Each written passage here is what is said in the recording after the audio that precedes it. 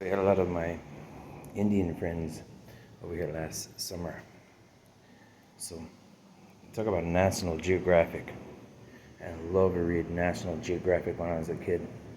Encyclopedias, any books I could get my hands on. Check this out. I tell you, I watch the National Geographic channel, and they're talking about El Dorado. You see? El Dorado. You see? You see? El Dorado. You see? But El Dorado, they don't understand. You say that the Muisca language, you see, the Muisca is an extinct language. No, it's not an extinct language. It's a language there, but you do not understand what we're talking about when we say, you see, they try to make another language out of it and call it the Morse code. Morse code, you see? Well, it's not an extinct language. It's an Indian language that Moors didn't understand.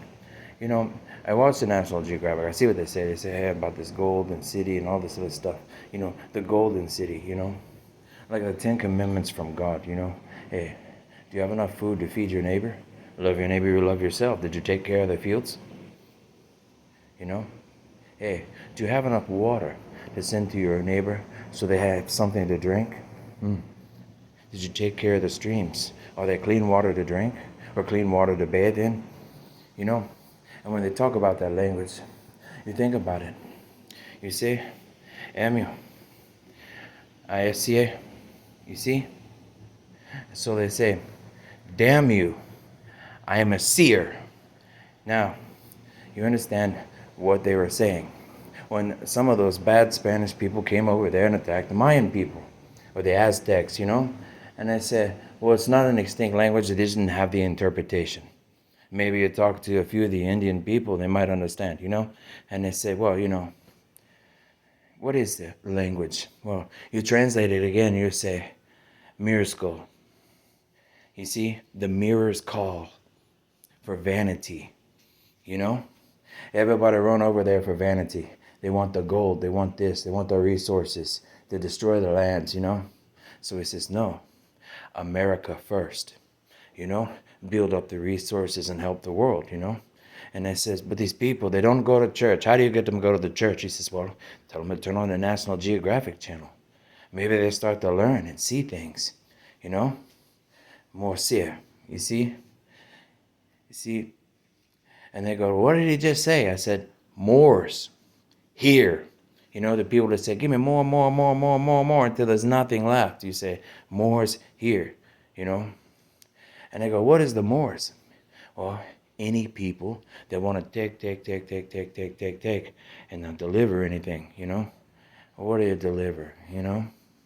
What do you go, when they walk into the church, you say, demurs, damned ears were outlawed, demurs. The vain people, demurs. And it says, who told you that? I says, well, Judge Maxwell III in Brevard County said, Mr. Kirk, we need you to focus. And he looked at everybody in the room and said, Mr. Kirk has earned the respect of the court and everybody should address him. That means lend me your ears. Because them ears, you know, weren't listening. And the demurs, you know, the demurs for vanity were outlawed. Why? Because they didn't get an education. Does that mean you have to be the smartest person in the world? He says, no. The sheriff of Brevard County said, maybe some people need some common sense. But how can we talk to them if they don't have any ears to hear? So they wrote in the book, let those with ears hear and eyes see. You know? And I go, man, what do you mean? Well, they had hearing problems. Why do you think they gave them hearing tests? It says, well, is it the tone? Hey, can you hear this tone? Can you hear that tone? Can you hear this tone? How about this really, really low tone? Can you hear the high-pitched tone, the low-pitched tone? I tell you about the ears, you know?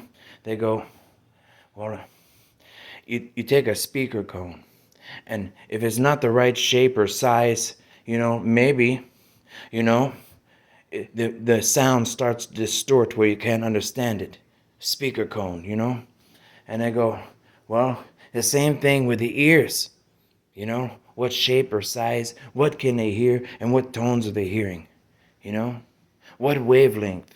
You know, because after all, if you're in outer space somewhere, there ain't no water up there or any, molecules, there ain't any type of size to vibrate, small enough for those humans to hear. But there might be expanded, molecules so large that, it would take a really, really loud sound like the voice of God going through the universe for you to be able to hear something out there in outer space. So he says, we make these little molecules and put them inside of an atmosphere, and maybe they'll start to understand, And they say, man, if only the preachers could learn to preach like that. And they says, well, they sent you a minister, They sent you another minister.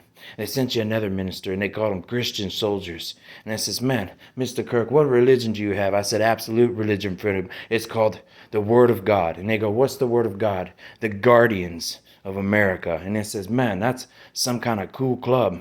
And we said, yeah, it's a cool club. It's a SEAL club, and it's definitely not a witchcraft club. And I go, man, that's why you're supposed to go to church. And I go, okay. So now they understand. We says, so you got all these languages. They say that's the language is extinct. No, the language is not in use. The language that was in use, the people didn't understand, and because they couldn't understand it, they said, that language is extinct. It says, no, you just couldn't understand it. And now you can. Now you go, man, is that why Mr. Kirk went down to New Mexico? Well, New Mexico, you get it? They say, you got an enchanted land program? Okay, go to New Mexico, okay? And while I was there, they said, hey, the whole border is shut down. Mr. Kirk, go to New Mexico. You want to talk to some New Mexican people. And he says, okay, now do I go over here and talk to these other people in this other state? And we go, well, if you look at every state, they all have different cultures. It's like traveling through time and time zones, but like time pods, So we go, well, how do we start to understand? We says, well, at some point in some place in the time and space, maybe, these Indians will start talking and they go, hey, why do they call them Indians? Well, because, if I'm on this continent, those other people are on the other continent. That's like an Indian tribe. We don't understand what they're saying. So maybe their Indians come over and talk to our Indians, and when they're on their continent, they look over here and they say, hey, these are Indians. We don't understand them, So it says, well, we got India. So we got an Indian people. Maybe we got a whole people called Indian people from India, And it says, man. And they go, well, if those Indians talk to those Indians and those Indians talk to those Indians, and they go, man, that's a pretty cool language. You start understanding, each other everywhere. And we go, well, that means they're India. The India, what you're saying, And they go, man, that's why those people are good in mathematics, and these people are good in science, and those people are good in culture, and these people are good in like geography. And it says, man, and that's what you're supposed to go to school for. But you go to school and it's like, man, they got their education so messed up and so watered down. You don't understand from one place to the next, because after all, they say, hey, America's like a melting pot, where we put everything into the kitchen. Where it says, hey, don't burn, okay? We're trying to cook up some culture here and say, maybe we get it all together and we say, man, now we can understand each other. And it says, well, if you can move around through the states in America and learn all these different cultures, then we're Americans. We're like miracles to the world. And then it says, then when you send a mission off in the world somewhere, you have a way to express the different cultures and languages to them. And they go, you teach these people a language from a book, and then you go, hey, they got it, and they send them over there, and they go, what is that person talking about? And you wonder why there's so much violence. He says, well, we taught them a language, and we taught them the Bible. We sent them over there, but we forgot to teach them the culture. He says, well, turn on the National Geographic channel. I mean, it's that simple.